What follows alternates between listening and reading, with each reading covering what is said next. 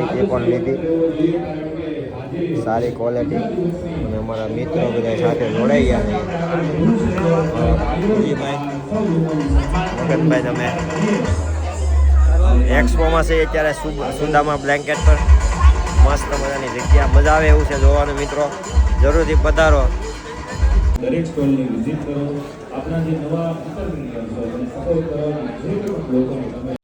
શુદ્ધ સિંગ તેલ, એક નંબરની ક્વોલિટી, મસ્ત મજાનું હતું. અને ત્યાર અમે ઢોકળાનો પણ સ્વાદ લીધો, એ જ તેલમાં બનાવેલા અને સાખ્યા.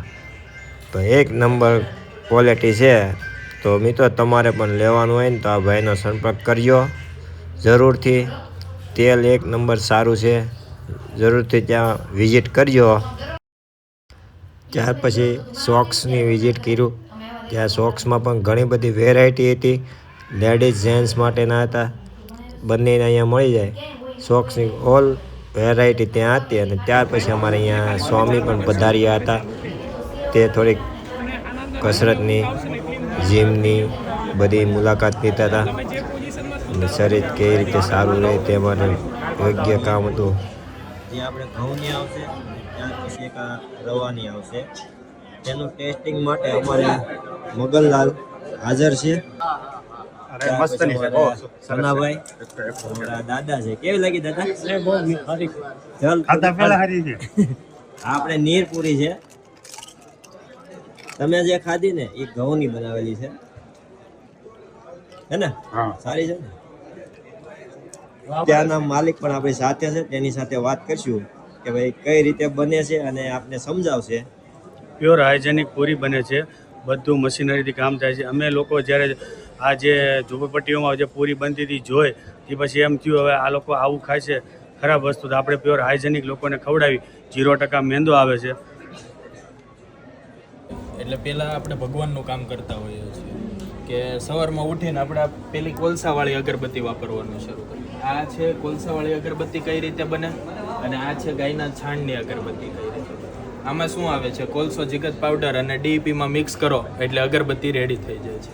એની જગ્યાએ આપણે આ પંચગવ્ય સામગ્રી છે કે ગાયનું છાણ, પંચગવ્ય, હવન સામગ્રી, પછી વિવિધ ઔષધિ, ગુવારગમ પાવડર, કપૂર ગુગળ, જે આપણને પ્રાકૃતિક રીતે મળેલી છે એ વસ્તુ વાપરવાનું શરૂ કરીએ. એનાથી ફાયદો શું થશે કે પહેલો તો ફાયદો આપણને થશે કે આપણું મંદિર કાળું ન થતું. આપણે કોલસાવાળું વાપરીએ, 20 લાખનું ફર્નિચર કરેલું હોય પણ મંદિર આપણું કાળું, 2 વર્ષ થાય એટલે મંદિર કાળું પડી જાય છે. એની જગ્યાએ આપણે ગાયના છાણને, હું તમને એક સેમ્પલ બતાવું કે આપણે અત્યારમાં રેગ્યુલર આપણે માર્કેટમાંથી ખરેલી કોલસાવાળી અગરબત્તી છે. આ અગરબત્તી સળગાવીએ એટલે તમે જુઓ આ કાળો ધુમાડો નીકળે છે. એટલે મંદિરે કાળું થઈને સ્વાસ્થ્ય સૌથી વધુ CO2 તો જ કાળો ધુમાડો નીકળે ને. એના કરતાં આપણે આ ગાયના છાણની અગરબત્તી વાપરવાનું શરૂ કરીએ. આમાંથી નીકળે છે કોઈ કાળો ધુમાડો?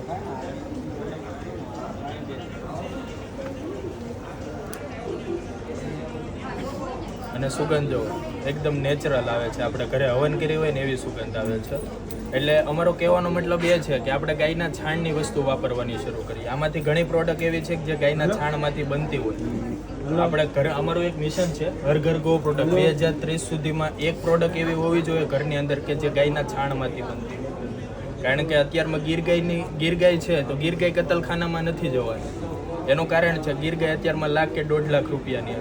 ગાયું કઈ કતલખાનામાં જવાની છે કે જે નાની 5000માં મળી જતો હોય. જો ગાયનું છાણ અને દૂધ બંનેમાંથી ખેડૂતોને આવક શરૂ થશે તો એ ગાયનો ભાવ પણ વધવાનો છે અને કતલખાના ઓટોમેટિક બંધ થઈ જવાના છે.